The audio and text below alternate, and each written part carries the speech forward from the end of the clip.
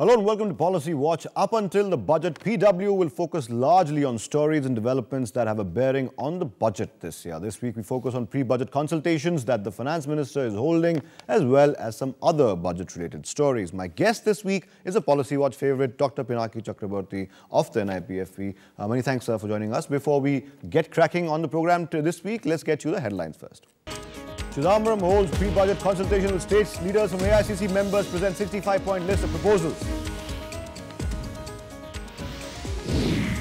Indian exports turn the corner and recover substantially. Commerce Minister Anand Sharma releases the numbers.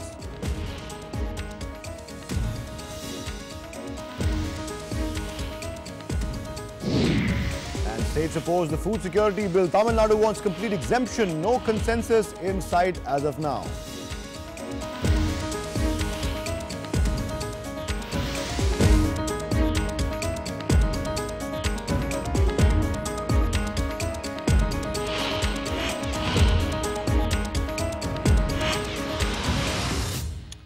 Those were the headlines, and without further delay, let's go into our top story of the week. Now, the Finance Minister P. Chidambaram held a customary closed-door pre-budget meeting with his party office bearers, where leaders from different states gave their budget wish list to the FM. The meeting that lasted 2 hours was kicked off by Chidambaram by giving an overview of the economy, listing both the difficulties and the expectations. We filed a report. Take a look.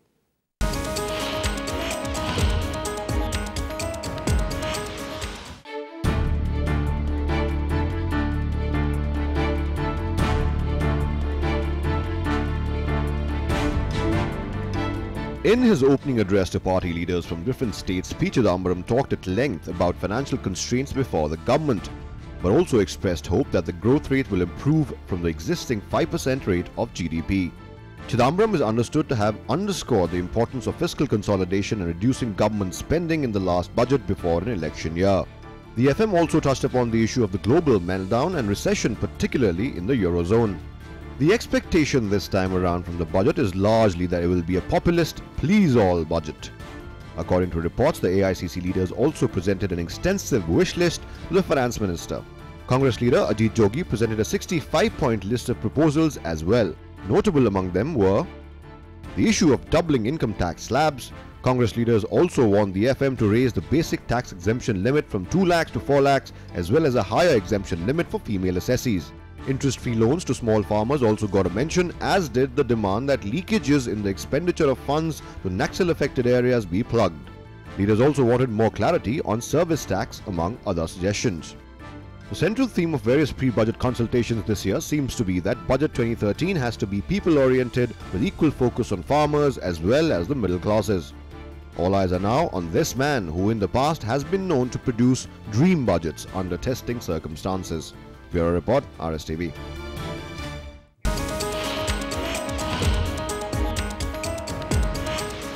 There you go. Much pressure on Mr. P. Chidambaram. Let's talk to Mr. Chakraborty, Dr. Chakraborty, on what really to expect from this year's budget. Pinaki, first up, thoughts on the demand that personal income tax slabs should be raised from 2 lakhs, which is the current limit, to maybe 3 lakhs or even 4 lakhs. Do you think A, it's a good idea, and B, that has a good chance of being announced this year, given the circumstances? I don't think the income tax exemption limit will be doubled. That's quite unlikely, given the slow growth and large fiscal deficit. So, but definitely there will be some increase in the exemption limit, and I don't want to guess on that, but there will be some increase in the exemption limit, and that's important also, given the overall level of inflation and things like that. So, and if you want to increase domestic demand, you want to give more disposable income to the hands of the people. For that, you need to increase the exemption limit. So I'm sure there will be an increase, but I definitely not 100% increase in the exemption. So it's a good idea to actually raise the limit, obviously, but you don't see a doubling of the thing happening, because it's too much to ask for the FM right now. I don't think that's possible. Right, fair enough. The biggest problem that one can foresee, Pinaki, and you don't even have to make an educated guess about it, it's painfully obvious right now to all of us that even though there is this overarching need to cut expenditure that Mr. Chidambaram has to deal with and consolidate, fiscally consolidate, the demands and pressures of politics, party men's demands, party cadres will put Chidambaram in a very tough spot. Now, as AICC leaders have understood, have told him really bluntly that not to cut expenditure on welfare schemes, social welfare schemes in the name of fiscal discipline. This is what we get from sources as well. He says that his hands are tied, which is quite true actually. Which way do you think he will go, and which way, more importantly, do you think he should go? I would expect that any expenditure rationalization program should cut unwanted expenditure.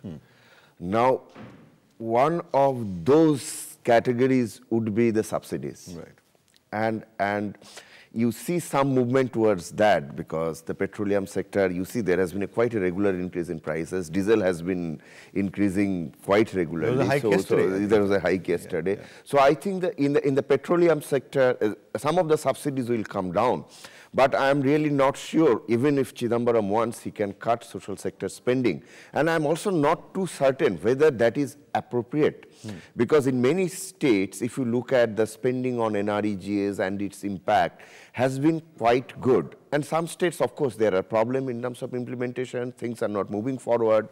So definitely there are issues there. But I think those things will have to be plugged in terms of expenditure efficiency, but not cut as such. And social sector spending, if we talk about, except NREGA, rest of the spendings are increasing in the last couple of years in a very significant way. And now, given the large gap that still exists in the education sector and the health sector, I think it will be very, very, very difficult to cut spending and justify that in an election year, which is just coming in. Then what does he really do? He says his hands are tied. He's dealing with a huge fiscal deficit and he needs to cut spending. If he can't cut it in social spending scheme, social welfare schemes, where do you think, does he have the wiggle room to actually cut spending or expenditure? It's very difficult. Only thing what probably you can do as one can do as a finance minister is that the incremental increase in expenditure in these schemes will be much less than what it used to be in the last couple of years. So because you want to peg your fiscal deficit to a level which is comfortable in with some degree of certainty. So in such a situation, there could be some realistic estimates in terms of what would be my expenditure in the BE of 2013-14. Right, a fair point. I think you've raised a very important point also. Chidambaram, there's also this story doing the rounds right now, and I want to talk about that for a bit. That Mr. Chidambaram is already having sort of a running battle with the Deputy Chairman of the Planning Commission, Montek Singh Ahluwalia. Now, the issue being Mr. Ahluwalia has protested against the proposal sent to him, suggesting there be swinging cuts in the developmental expenditure of what he takes care of in the coming union budget. Now, Ahluwalia has told Chidambaram, and this is according to media reports, that the plan expenditure in the coming financial year must go up. Otherwise, any cut would undermine growth. That's a battle of wits that's going on right now. How do you see that one playing out? Both of them are renowned economists and they're known to be wits. Do you think who will particularly win that particular battle? It's difficult to say. You don't have to answer that. It's very difficult to say. But the point here is there is two ways of thinking here, because I think the finance ministry is thinking of a reduction in deficit, which would release a lot more resources for the private sector to come and invest. We'll have a low interest rate, low inflation with a low fiscal deficit. Now, when the planning commission's objective is to implement plan. So they would definitely not like that the plan expenditure is cut. Right. So there would always be a battle, and this is not a new battle. It's it has happened in the past. It goes on and on and on. And ultimately, it's the finance ministry which will decide how much money it would allocate for plan. So I am not too certain. And second point is that given the fact that most of your non-development expenditures are committed in nature, even if you want, you really cannot cut them. You cannot cut interest payment, you cannot cut pension, you cannot cut defense. So in such a situation, what do you cut? You would only cut plan expenditure. Right. So if you are targeting reduction in fiscal deficit, whoever say whatever, your expenditure cutting will be on the plan side only. Absolutely. So it's particularly like Mr. Ahluwalia can't really do much about it. Even if he doesn't like it, he'll have to take it if that really happens. Yeah. Right. One more question on this particular story, then we go into another story. This is a bit of a blunt question and sort of a naive question, but I can't help but asking this. Do you think, in your opinion, this coming budget 2013, given the circumstances that Mr. Finance Minister has inherited, in fact, high fiscal deficit, current account deficit running away, do you think it's going to be a populist budget? Two, a budget that is tough on fiscal control, hard as nails budget, a compromise where he tries his best to keep as many people as possible, and the less likely scenario that it's a dream budget, which I must confess looks increasingly difficult? Now, I don't know what that dream is. If the dream is to reduce the fiscal deficit to a level which is what was proposed in the Kelkar committee report, and the finance minister gave a fiscal restructuring plan, I think he would try to follow that path and try to be as close to that number as possible. But given the fact that this is the last budget before the election year, a full budget before the election year, I think the political compulsions will come in on the way. So it will be a mixed kind of an effect. But I think Chidambaram's policy, if we look at in terms of the signals that we have got, is one focus is on increasing the tax revenue, given the existing base that is there, plugging loopholes in the income taxes as well as various indirect taxes.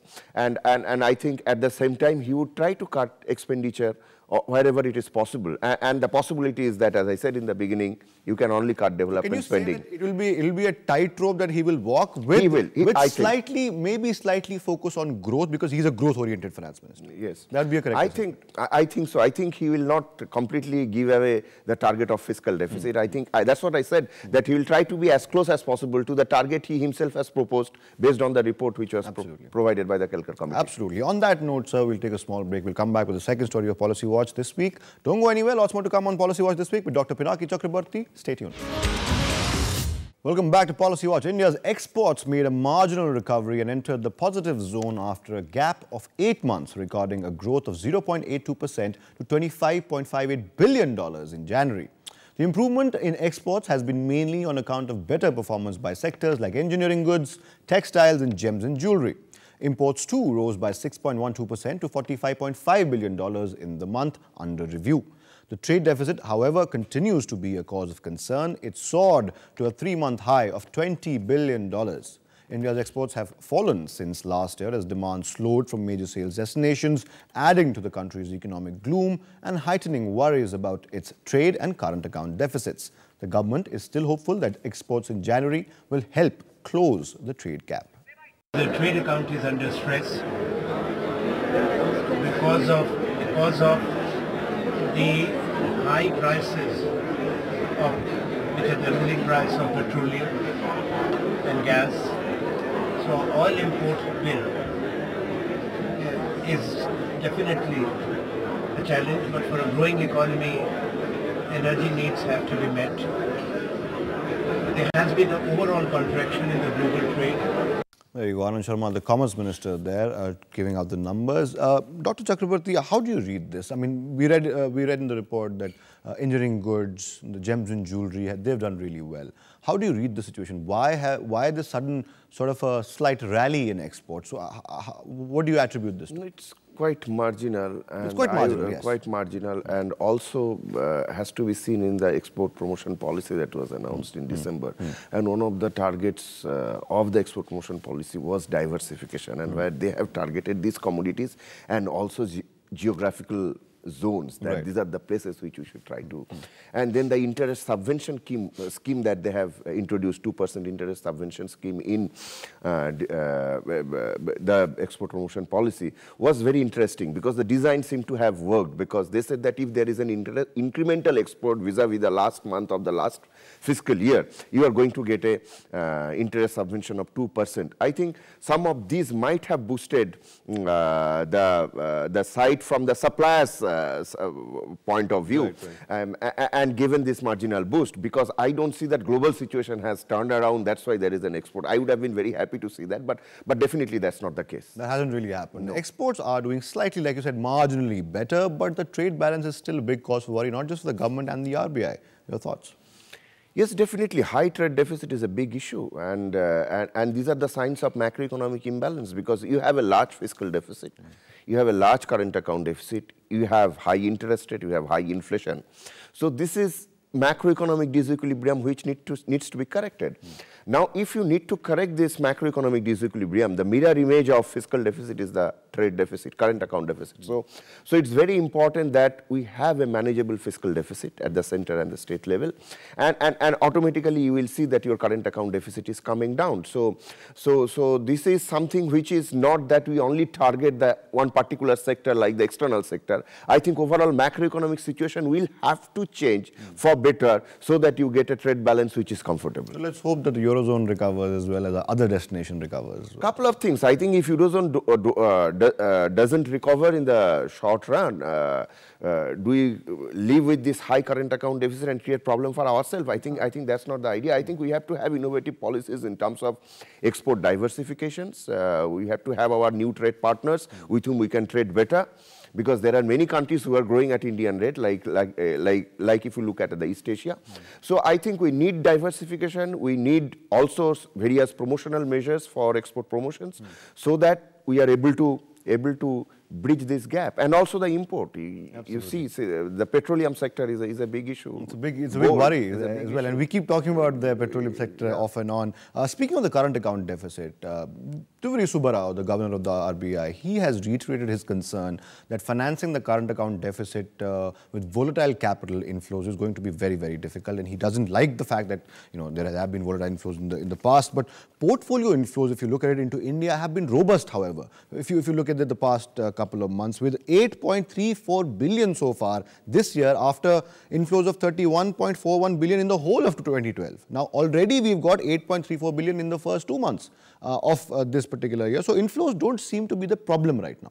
See, inflows needs to be compared with our need, because given that you have a large current account deficit, the idea is that if we have more foreign exchange inflow, that would help us financing the current account deficit. But why there has been an inflow, if we compare inflows of this year with the last year, the reason being that the whole world economy is in turmoil. So, and India being one of the stable economy, growing at least at 5%, the foreign institutional investors have little choice but to flow money into India. Right. But this is not the amount that is sufficient enough to cover our widening current account deficit. Absolutely. The worry lies there, not in the volume of current financial inflows coming in. We need more FDI, less FII. I would prefer that. Yes, definitely. That that's a better form of investment. That would be the ideal scenario. On that note, sir, we'll take another break. We'll come back with a third story of the week. The last story on the other side of this break. Keep watching Policy Watch. Welcome back to Policy Watch. In a setback to the food security bill, many states have offered a differing opinion of the quantity of subsidized grain to be supplied and the number of beneficiaries to be covered under the scheme. The consultation meeting of state ministers was organized in the capital to evolve a consensus on recommendations of the parliamentary panel that suggested drastic changes in the proposed bill.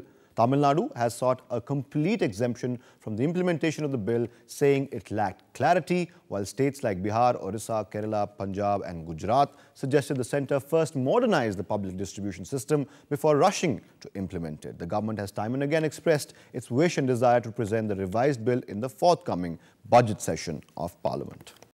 Dr. Chakrabarti, the Food Security Act, the Food Security Bill also running into slight more trouble now. The states are not really, they have no consensus on it.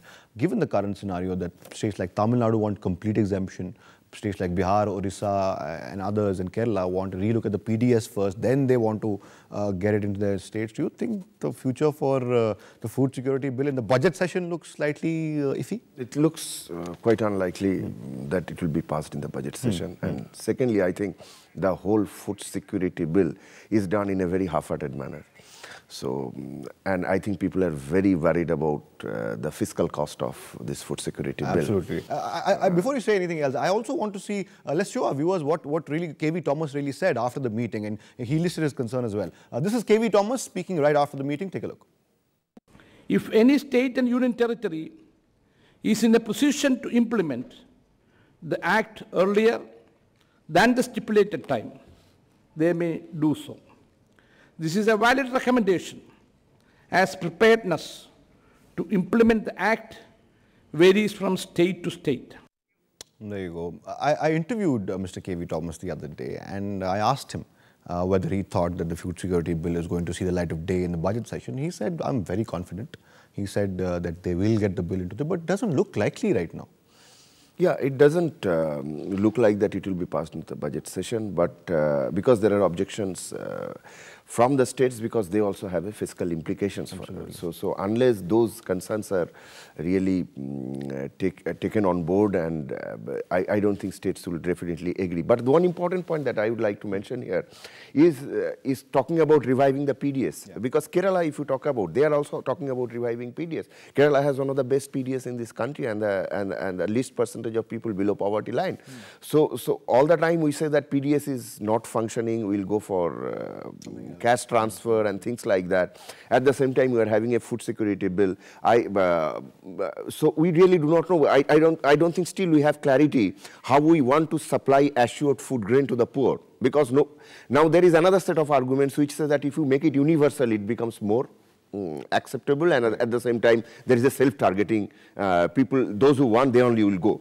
So all those clarities will have to come in, and I don't think that this can happen overnight. And it's like it's a federal issue where the states are involved. They actually will supply the food grain. Right. So in such a situation, I think it is very important that these concerns are taken care of and it comes in. But personally, if I talk about food security bill, it is something which is a change that has been happening, because we are towards a right-based approach to development. Absolutely. We have a Right to Employment Act, we have a Right to Education Act, now we are talking about right to food. And if we are talking about right to food, the bill should be strong enough so that it ensures availability of food to everyone. Absolutely, absolutely. When there are conflicting policies. Absolutely, and that is the problem right now. There are conflicting policies, there is no consensus. Dr. Pinaki Chakrabarti, many thanks for joining us on Policy Watch this week. That was Dr. Pinaki Chakrabarti from the NIPFP giving his views on our 3 top stories this week. Our first story this week on Policy Watch, of course, was the pre-budget consultation that P. Chidambaram, the finance minister, held with AICC leaders from different states. And like my guest this week said, it's going to be a tightrope walk for Mr. Finance Minister,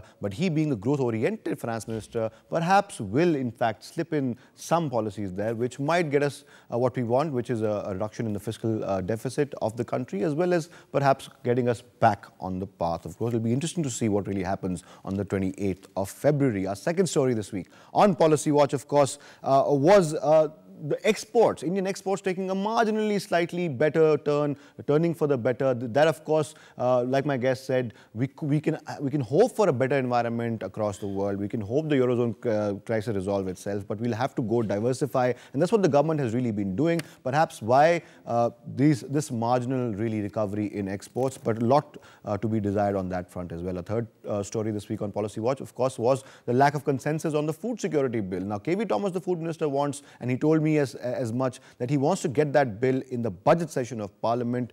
Looks slightly unlikely right now because there is no consensus, and states like Kerala want to relook at PDS. We'll have to wait and watch really what happens then. This is our budget special this week on Policy Watch. We'll catch you again next week. Till that time, Athar Khan saying goodbye, good night, and thank you for watching.